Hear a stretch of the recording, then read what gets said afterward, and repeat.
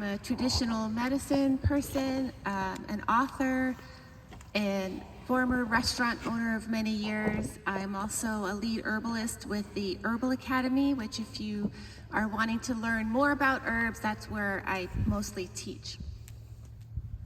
My name is Acetta-Scott. The brand was first started with a farm girl in the making because that's what it was, a farm girl in the making. And we farm in southern middle Tennessee under our farm, Aiken Creek Farmstead. I primarily teach sustainable living in regards to food preservation, livestock raising, and how to create income off of your homestead regardless of your property size. Hi, I'm Clarenda Stanley, aka FarmerCee, CEO and President of Green Heifer Farms. I am an author, herbalist, herb farmer, TEDx speaker, and happy to be here. My name is Ruthann Zimmerman. I don't really have an introduction. We just do our life and film it and put it on the internet. But I am an author now. And we have 7 children. Y'all know the story. I'm Melody. I'm from Minnesota, and I am traditional skills, hunting, and I homeschool 5 kids. Thank you for saying that, Ruthann, because I'm also like, I don't have an introduction. I make satire videos about my life. So I like to make people laugh, but I also do the things in my videos, and I homeschool my children, and yeah.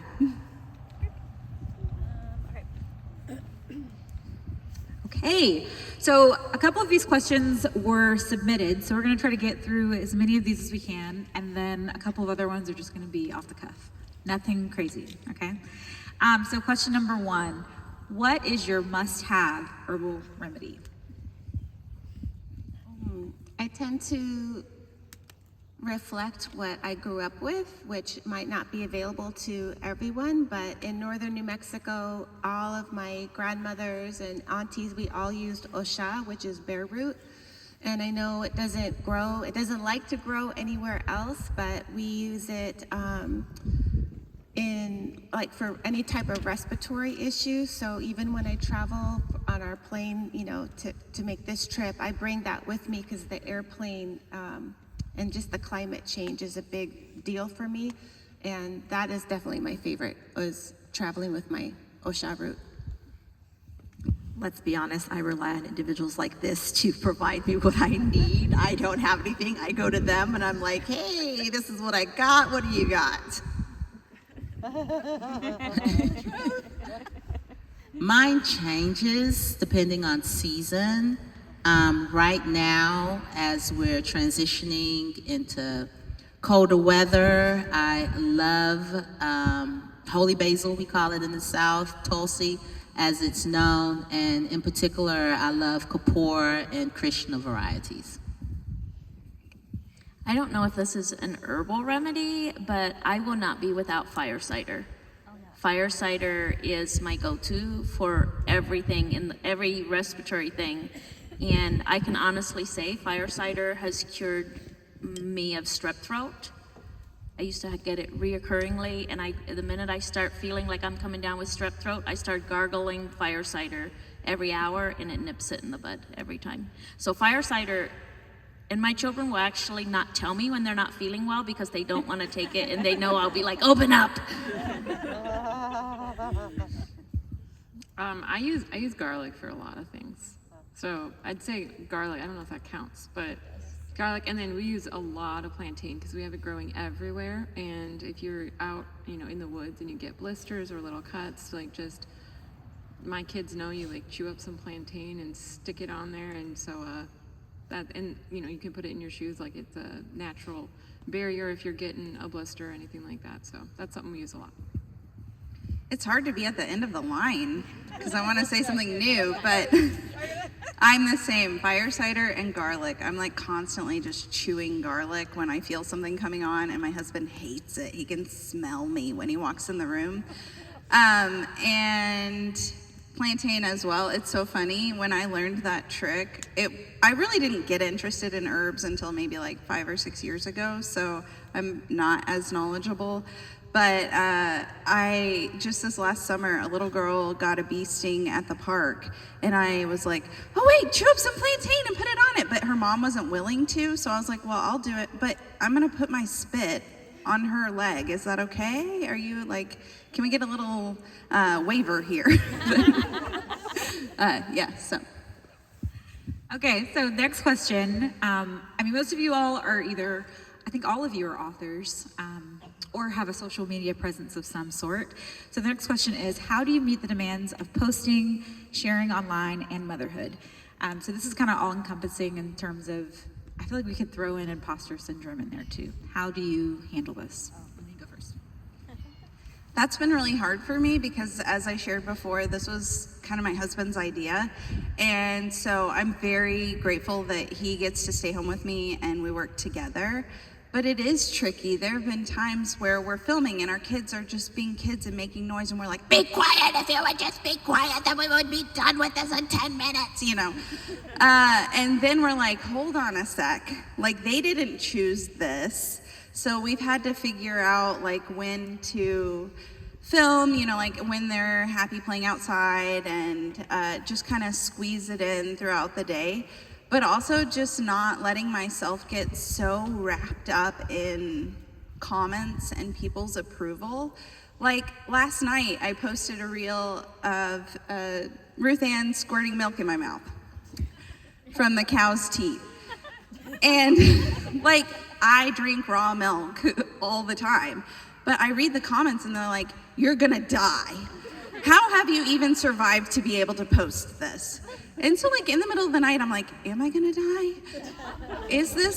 Am I making the wrong decisions? So I think it's really best to just create what you want and then put it out there and then just let it go. Like, have your convictions and your beliefs. Don't listen to the haters or trolls, and also don't listen to the people who are like constantly praising you either, because there are some people who are just gonna love everything you do, and it's good to question your decisions, and it's good to reevaluate. And so yeah, I say like create and then move on. Okay, I don't manage it. I mostly deleted my online presence. So, but I just decided I was more comfortable having a community of people I know, and with that being the way that I end up doing things like this. And then I've maintained relationships with like a few, you know, magazines that I write articles for, but otherwise, like I am most happy just in person teaching people, and I'm not going, like it gets to me, you know. And so especially being a hunter, like I you know, there are a lot of great vegans out there, but there are also a lot that very much attacked me online, and I had a lot of problems with that. And so rather than deal with letting that weigh on me, I was just like, well, then I'm going to be done with it because I can impact people in person. So that's how I manage it, is that I don't. My motto is, we live our life first. Like, we have a whole life to live, and that comes first. And if I find something that inspires me or that's pretty, or, you know, people like the simple rhythms of daily life so much that I show us milking the cows every morning, because people wake up and they find joy in the simple rhythms of our life. So number one, we live our life and we don't create content. I never say, oh, I had this idea for content. I just live my life, and content happens along the way. And then also, as far as filming, while there's family life, I will film, and the children will say, oh, sorry, are you filming? And I'm like, it's okay, I'll voice over this. Like, I never tell them to not speak or make noise because I'm filming. If I'm filming and they walk in and they start talking, it's okay. I will voice over, I will mute that clip, and I'll voice over with what I intended to say. So most of the time, they don't even notice the camera because they're so used to it being there, and then I just take clips from whatever I have filmed and voice over them. And that's how we live life as a, you know, I hate to say content creator, because I don't do things simply for the internet. I just live my life and I share it. So I don't know if that answers the question, but we live life first. For me, it's about energy curation. I don't follow a lot of people. We don't have our farm open to the public. It's by appointment only. I don't try to answer every email or every comment. I don't read all the comments. So really about being careful about what I even allow to cross the threshold of my awareness. And then also, when it comes to posting, I post when I feel like it. And I often recycle things. So I may post a video clip from 3 years ago, right? It's like, oh, my waist look cute right there. Let me repost that. And just add something new to it. And people don't remember. I remember doing, I was teaching a class to emerging farmers. And I was like, now watch, I'm gonna post the exact same clip 4 times in a row with a different caption, different text overlay, and different music. And watch they each generate engagement, and no one's gonna say, hey, didn't you just post this? And sure enough, that's exactly what happened. So I don't stress myself always trying to create new things. Most of us are walking around with a reservoir of material in our phones already. So I don't overthink what I'm posting, and I try to keep it like I grow, organic and regenerative. I've been doing this since the November of 2013, and I mean, if you know who I am, you know I'm a straight shooter. I don't beat around the bush. I don't hide my opinions. I don't hide my faith. I speak true to who I am. It's good for those who want to live the same lifestyle that I live and have the same beliefs that I live, but much like these guys here, and it comes with a voice of being attacked by others who don't agree with the lifestyle that you live. At first it bothered me immensely. It didn't hurt my feelings, it just enraged me. I'm like, what do you know? You're not walking in my steps. But I think that for me, it was more of a, number one, being half Asian, right? Because people knew that I wasn't, not insulting anybody, but full Caucasian in that sense. And I had to, I never regretted that decision for me, but what I will say is that truth speaking has always been, I am either, you're gonna love me or you're not. There's nobody that sits in the middle of who I am. And I've ran into a couple of you guys who've been following me for just as long as I've been doing this, and you know that I will forever speak truths. I have to worry about what I do to impact the lifestyle that we live. And it doesn't mean beating around the bush saying, oh, you know what, it's gonna be okay, because maybe it's not gonna be okay. So let me just tell you the truth. This is what I'm doing. I am at this point of my life of doing this, and I'm gonna tell you why I'm doing it. If you wanna do it, great. If you don't, it's totally okay with me too.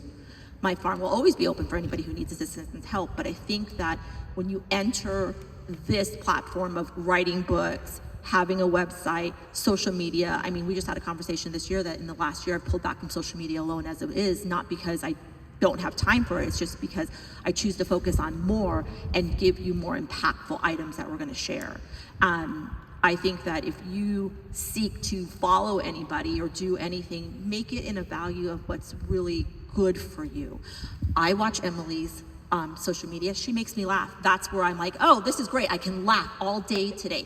Dude, Melody is like my new hero in life right now. She taught me archery and I'm like going full force on it now. Ruthann and I have known each other for a hot minute. This one, I'm not even gonna say anything, and this heart right here, not in a bad way, but in a, oh my gosh, I'm empowered way. I'm sorry, I should have finished it like that. And this one right here, her beautiful heart is just enough. And as I meet people, don't be anybody else but you. Don't ever sell yourself to be anybody else. And that's my best advice I'm going to give you. I speak at conferences across the country, and I don't care if I walk away with anybody liking me. If you walked away learning something from me, that's more important. Yay. Can you repeat the question? We were all long-winded, I'm sorry. Okay, it was basically how do you deal with imposter syndrome in your line of work and the balance? I'm pretty sure that was the question. Close enough. Yeah, close enough. That was with the content. Oh, and like how do you handle like dealing with that in your line of work? Okay. Well, many years ago, I had social media-wise, I had actually a very large following, and it was before I could get a blue check mark, and my account got hacked. and somebody was pretending to be me, and I had to close it down. So I lost everyone, and I kind of thought it was like a divine intervention to just rebrand. And even as a medicine person, I'm a modern woman. I know how to use Instagram and social media and things like that, but it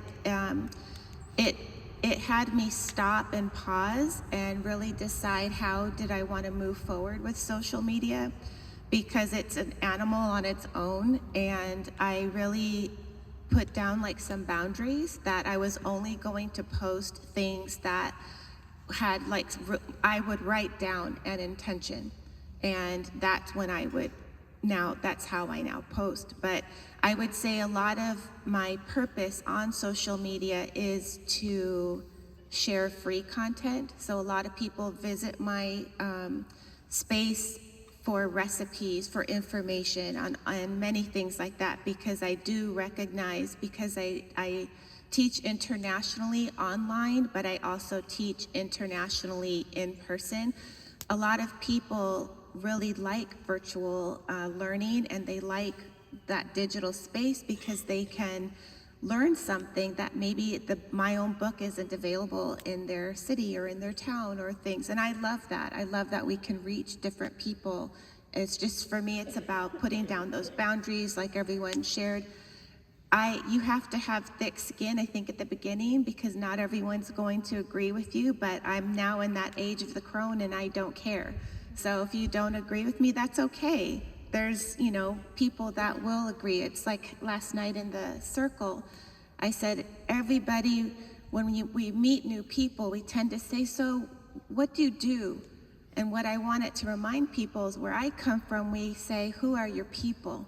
And so for me, with social media, that was a big part of my rebranding, is who are my people? That's who I'm talking to. And the same thing with the book. Okay, I'm not going to start with you, Emily. I'm not going to start with you, Felicia. I'm going to mix it up. All right, so what has sustained you during times of burnout? This can be on the homestead, or this can be within business, but in general, just your life. What has sustained you during times of burnout? Melody, I'm going to let you go. Okay, Ruthann and I actually talked about this on the way over here. For me, honestly, it was deleting social media apps off my phone and spending more time outside, and remembering that my main purpose is not to be relevant to anybody but my family, and to pour my life into them. And I know I can have, I have my hierarchy of the people that matter the most, I guess, and so just recentering that is what helps me the most with it.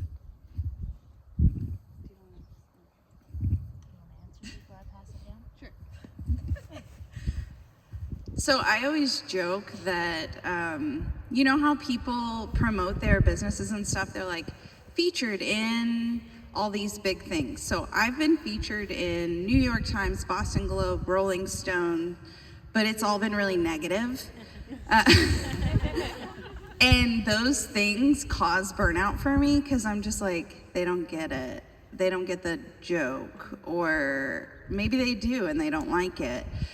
And my content is really different than all of their content, because like Ruthann said, she's living her life. She's never been like, what content can I create? And where I have to sit down every week and be like, what videos can I make, and how can I make them funny and relevant? And if I don't stay relevant, then I'll just get lost. And it's really important to me to keep this going, because my husband was able to quit his job, and this is what we do full time, and it's his dream job to get to work for himself.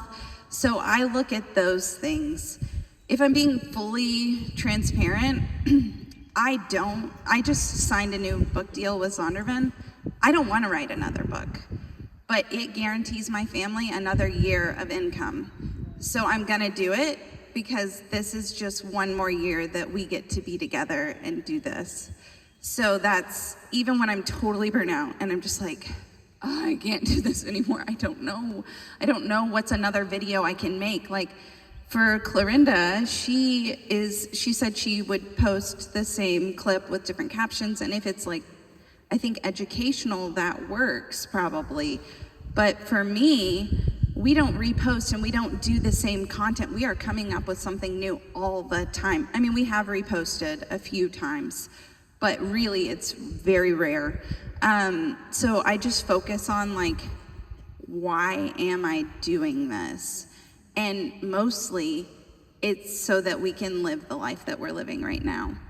And I'm so grateful for people who enjoy my content and laugh and give us that opportunity, but I'm doing it for my family, and that's what I focus on.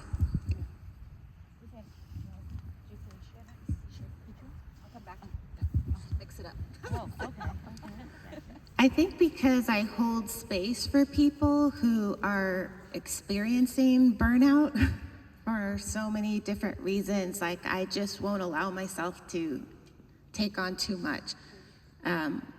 I understand like the stress of having to post often, and I'm grateful that that's not an income driver for me, because that I can show up organically and there's no, it's not attached to anything, because that's not my job. But when I'm holding space for people who I can see their whole nervous system just activated because of the stress of needing to be posting all of the time. And I think what I hear from people that are going through that type of burnout is the feeling that they have to show up and always feel perfect, and everything's that way. And I'm not to project that on anyone, but life isn't like that. And I actually feel like when I do show up and share things that are a little bit messy sometimes, that's when I actually get more people that reach out to me and want to know more things, because suddenly they see their own humanness in me. And so if that's anything to anyone, like, don't allow yourself to get to the burnout. It's okay to say no. You don't have the bandwidth to do something. I believe other opportunities come your way when you do say no.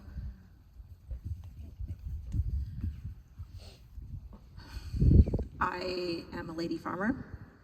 I am an author. I do social media. I travel and I speak. And I always know that at the end of it, the ones that are standing there are my children, my grandchildren, and my husband. Not in that particular order, just so you know. And Christ. I think that at that point, I crave the last conference of the year. I crave the turning in of the manuscript. I crave the don't have to post every single day. I crave that my blog is generating an income by being monetized, and that I can write an article when I want versus having to do it to get monetized. I am very good at turning things off. Very good at turning things off. 7 children, you know, a husband that now is home at the farm full time. And I think that's what really keeps me going. But I am the queen at saying, no, I'm not doing it. This is it. You know, I've turned down conferences, but I pick the ones that are very valuable to me. And yeah, I've turned down magazine articles and things like that. And I think that the power that I have is the ability to say no. Like, no. Today is my husband's birthday, or the grandkids are coming for the week, or whatever the case is.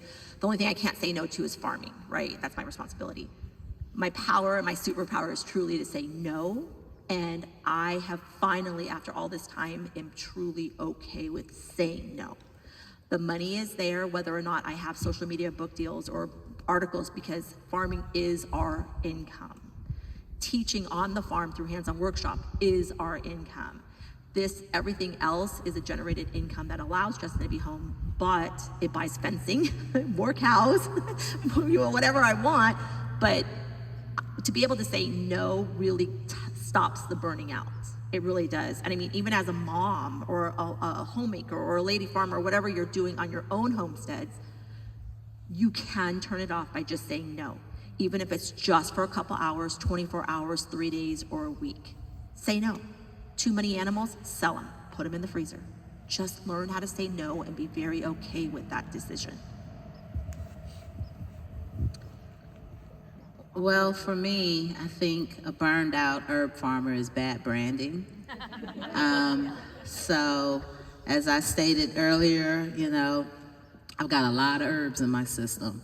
And when I was building my farm, I was very intentional about building my own customized joy factory. So I don't experience burnout there. I do say no to things. I'm fortunate I have a team. I have 7 employees, and I have now 3 other farmers that contractually grow for us, so we don't have the stress of trying to produce enough, and it allows us to also be an economic catalyst for the industry as well. And I nap. I use herbs. I go get a massage, let somebody rub my feet. I honestly, my previous career, I was at risk of burnout. That was the career. I was at risk of burnout, traveling all the time and just dealing with that environment. But I refuse to create a bad work environment for myself. I don't feel that that's self-care, so. How to prevent burnout. I have been at burnout, and it wasn't because of anything. It was because I had a child that would not sleep. That is burnout. For me, that's burnout when you have a baby that won't sleep and you don't get to sleep. So for me, it's going to bed on time, making sure I value my rest so that I can get up and feel like doing it all over again. And then finding the things that make me feel like my life is my own. A very wise friend once told me about an online presence. She said, I don't work for the beast works for me. And so if that means that I stand and look at the sunrise for 10 minutes, that's me preventing being burned out, because that's what gives me life. If it means that, every Wednesday night I don't miss Bible study because that's what I need to get me through the week, that's how I prevent burnout. And then just reminding myself, I don't work for the beast. The beast works for me. And then my garden, my family, finding the things that bring me joy and making those a priority. And that is my garden, my family, my cows, the sunrise, the sunset, our church community, and making those a priority in my life. And if I'm facing burnout, it's usually because I've consumed too many comments and not had enough in real life interactions. This is a question about preservation. So just for those that can and preserve, you can pass the mic if this isn't you. What are your favorite foods to preserve, and which methods do you prefer? Okay, sorry.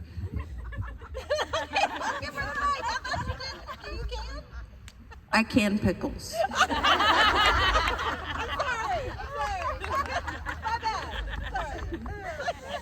Okay, so as you know, most of you probably know that hunting season is a big deal for me. And the primary food that we use to get through the winter is meat.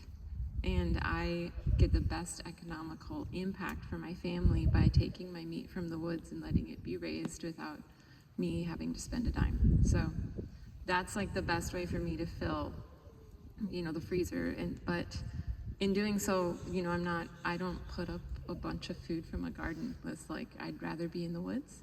And so my thing is winter squash, because I do not have to do much with it but cure it. And then if I pair that with meat and potatoes and butter, I have got everything I need. I like to grow things. I don't like to preserve things. I only do it because it makes gardening have a purpose. But I really just like to nurture and grow things. That's what I like to do. But I would say, and we can a lot of food. Our winters are really long. But right now, my 2 favorite things, and I'm kind of out of the stage where I have to feed a lot of people all winter long on a budget. So it's given me room to experiment with different forms of preserving. And I'm really into fermenting right now because of the nutritional benefits of fermenting. And then my number 1 way to preserve something right now is to turn all the raw dairy that we're getting into cheese.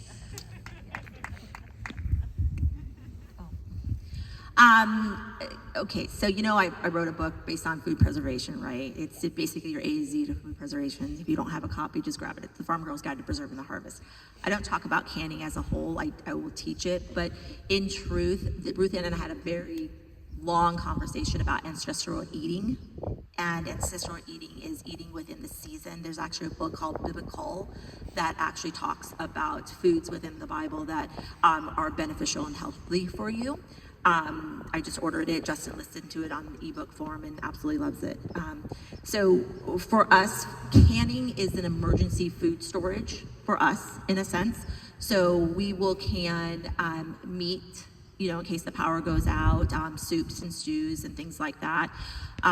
We rely heavily on what we store. If the power goes out, we have generators. If that fails out on us, then we will can everything else that goes into what we have. We are big on eating in season. Doesn't mean that I don't put green beans in the, in a jar or in the freeze dryer or in our freezers. But we really focus on what we're going to eat, and that goes back to Melody saying winter squash is a very good seasonal, and at that point we put up a lot of winter squashes and things like that so we can eat them fresh. For us, having all that, and then on top of that, you're going into your winter months, and your winter months, your body needs fats and protein, right? So those are your main items. Your cheeses, we raise milk cows too, we put up cheese as well too. Your cheeses, your dairy products, your eggs, cooking more with lard and tallow. Your body, thinks you want warming foods by making soups and stews, but what are soups and stews? Root vegetables, meat, right? And so those are things, your body's actually craving those things because that's what your seasonal is. I would strongly suggest you not shove everything in a jar. I'm sorry, that was a question, and whoever I debunk that for you, I'm going to tell you right now, don't focus on shoving everything into a jar. Really focus on eating in season for what you have. If strawberries aren't in season, for the love of God, don't go out and buy them because they're not even grown here. Oh, look, Lacey loves that. Do you see what I'm saying? So eat within the season that you have. I grew up in Hawaii. Everything is tropical for us. I crave tropical foods because I miss the islands, right? And when we go to Thailand, the same thing. We buy a lot of Asian fruit at the Asian markets because I grew up eating that, but it's not something that's going to sustain me in this moment in time. Really look at seasonal eating, really look at doing something like that. Put foods up in a jar, but use them as treats or as emergency preserves going forward instead.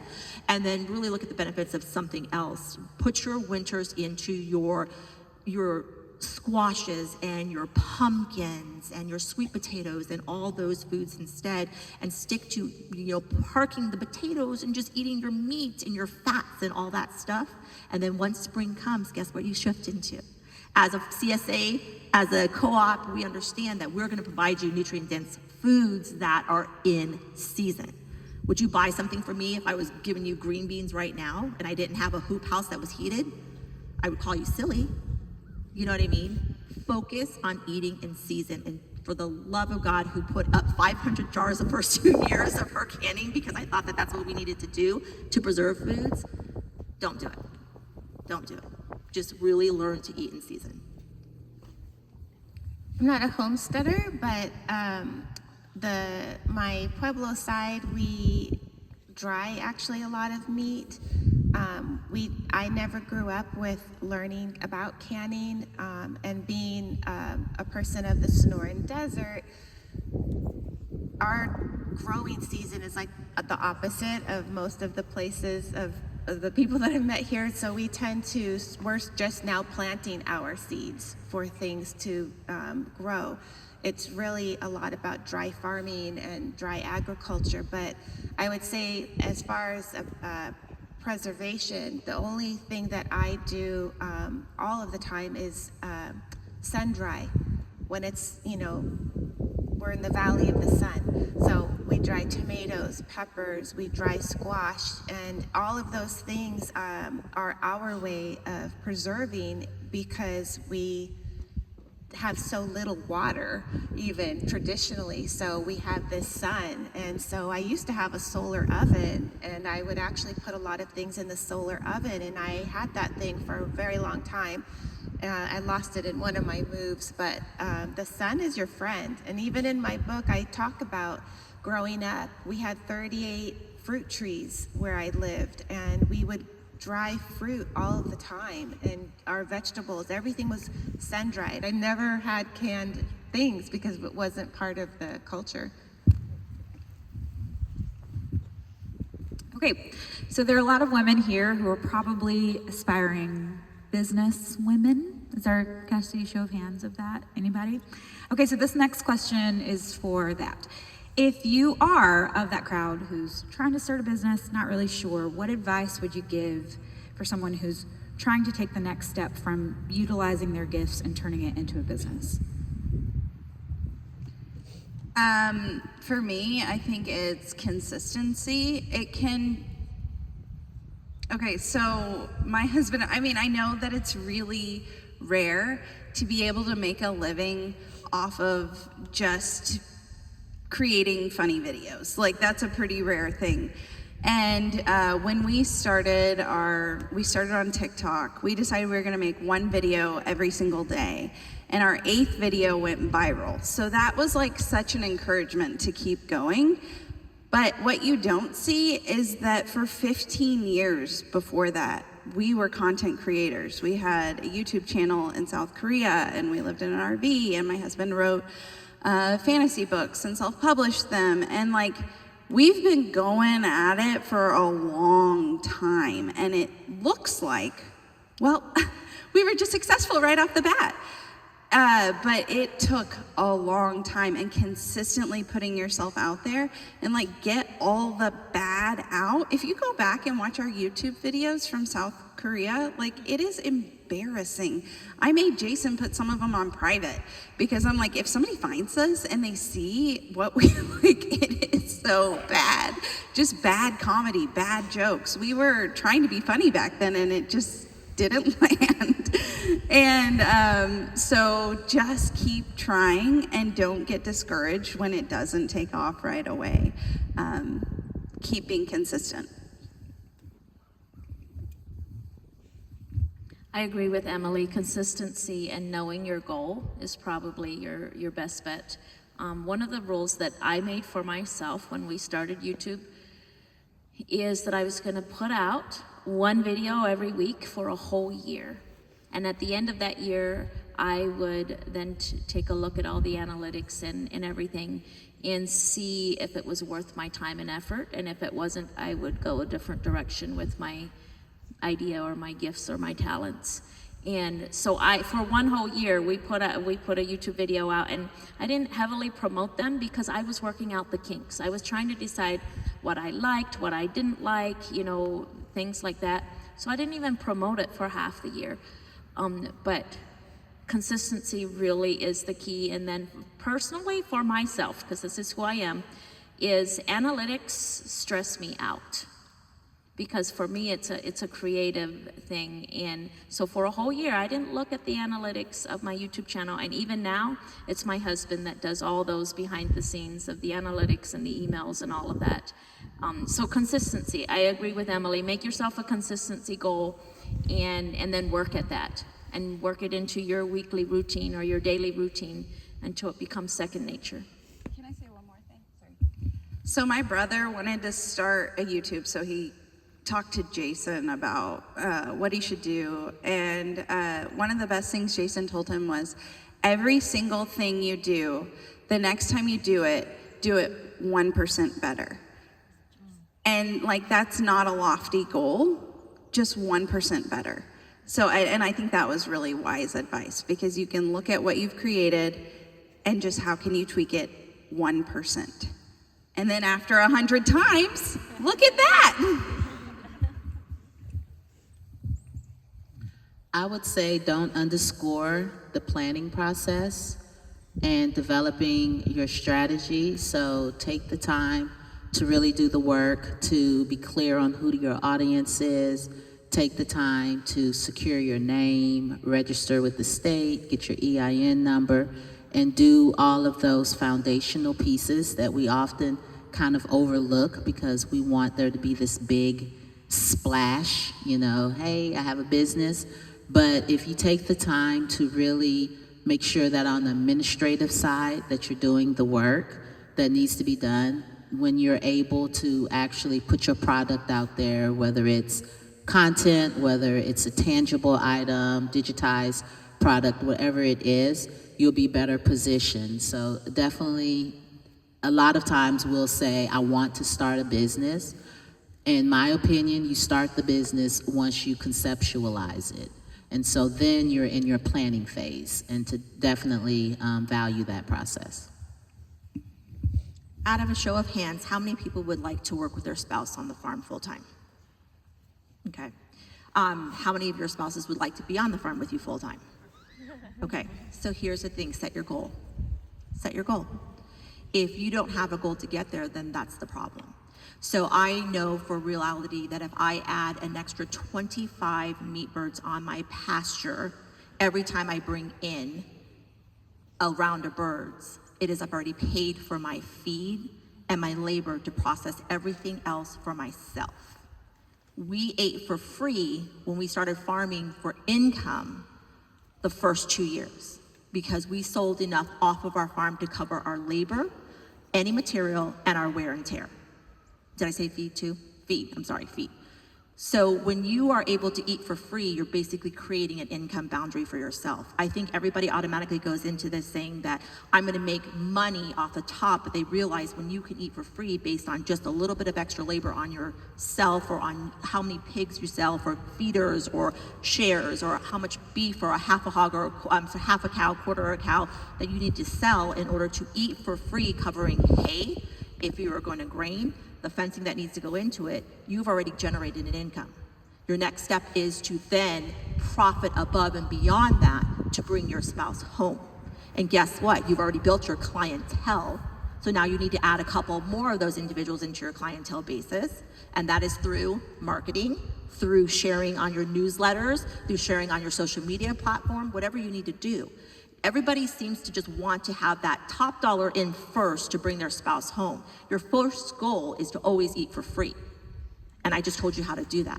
Your next goal is to take those customers from that point, turn it around and get additional customers after that to supplement the income that you truly need. Not how much you're gonna need right then and there to take a vacation, because that's phase 3, okay? Phase 2 is, if you have a mortgage, pay your mortgage. Cover your feed costs, cover your electric bill, cover your insurance on your farm, whatever the case is. Phase 3 is then to say, I want to fly my family in for Christmas, all the kids that live all across the country, I want to take a vacation and whatnot.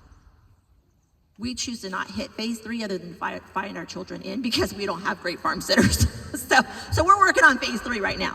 But that's your goal. What is your end goal? Establish it. Lay it out year by year and what that's gonna look like for you. Put pen to paper, find out how much your outputs are and how you can eliminate some of your inputs to be able to achieve your goal. You should have a plan of 3 goaling sessions. And that's gonna take, guess what? Communication between you and your spouse on how you're gonna get there. So 3 goals, set it, figure it out, and stick to it. I think my answer is a little more abstract, but as far as I've had an LLC for over 32 years, I think now. And to me, that was an integral part of having an entrepreneurial mind, because it really makes you have to see how things can be written off, how coming here on this trip, I can write off different things, the money that you're putting towards your business, it all funnels into this LLC. So that's more of a business thing. But I think what was coming up as I was thinking the question is a reminder that just because you have a gift also doesn't mean it has to be your business. I have met many people throughout my life who were incredible herbalists, candle makers, whatever it is that they made by hand. And enough people said, you should sell that at the farmer's market. You can make a business from that. And there's a lot of but it was not their passion. It was their gift. It was their hobby. It's what gave them that sanity so we don't have burnout. And they wanted to turn it into a business, and then suddenly it became business and they no longer liked it. So it's an opportunity to really think about, do I want what I'm doing to be my business?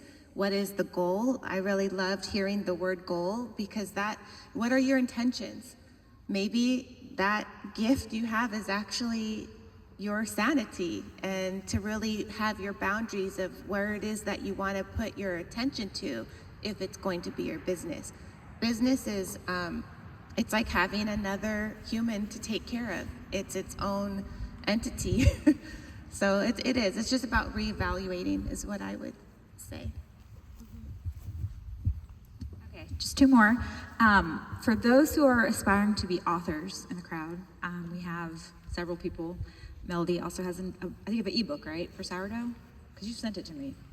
Anyway, I used to. she's a book too. I Okay, so everybody on this panel has a book. If you are aspiring to write a book, what would be advice for those who are interested or thinking about it, trying to become a leader in the industry? What would you suggest? Anybody can take the question first. Someone else go first. Yeah. I'll go. Yeah. Okay, there you go. I have 3 books. 2 are children's series, and the first one is the one I had earlier. And everyone has a story, and everyone has an imagination. Everyone has ideas. If you want to go and get a publisher, like in a traditional sense, start writing your proposal, your draft. Because even if they approach you, which is what happened to me, you still have to put together a proposal. So even if you just have like a little idea in your back pocket, like start writing down, what would a chapter be? What would I want to share with people? What would I want to read? I think that's probably a big journal prompt. What is not out there? And then start writing those things down. And then if you need to, go get an agent. But traditional publishing versus self-publishing are 2 different animals altogether. So you just have to also decide which team you want to be in, because they operate very differently. I'm going to say that homesteading publishing companies go from Lions Press, which is the Farm Girl's Guide to Preserving the Harvest is Mine, to Sawdust Publishing, to Chelsea Green, and there's a couple others on there that really specialize in the way that the lifestyle that we live is. With that said, I can only speak for what happened to me. I was approached to write the Farm Girl's Guide to Preserving the Harvest. Lions Press was going into their homesteading series of books and small family farm series. What they did was they came to my website, which happened to be that it was right in the middle of preserving season. So what was on my website was all preserving season recipes and how-tos and things like that. And then from there, it went into, hey, we looked at your website, let's have an interview. It was an in-person interview at that point. And then I had to fit with that house. You know what I mean? Could I work with my editor in that point in time? And my editor was phenomenal. I am the most horrific writer you will ever find underneath the sun. I write how I speak, and a lot of editors don't like that. But Holly really introduced that to me, that said, I'm going to keep as much of your voice in it as possible. And I was sold right then and there. I didn't want to have a book that was going to be so prim and proper that everybody that would look at it would go, that's not her. No way. You know what I mean? And so you are going to need to write a proposal on that. They will ask you to do a couple of things. Speaking for Lions Press, they asked me to submit a part of their first chapter, photos as well. I had to submit photos. Some publishing houses, I think Chelsea Green gives you guys a photographer, correct? You have a budget in yours? Yeah. If you want the budget, or you take the photo yourself and pocket the money that they're going to offer you. Page Street Publishing does the same thing. Here's the thing though, if you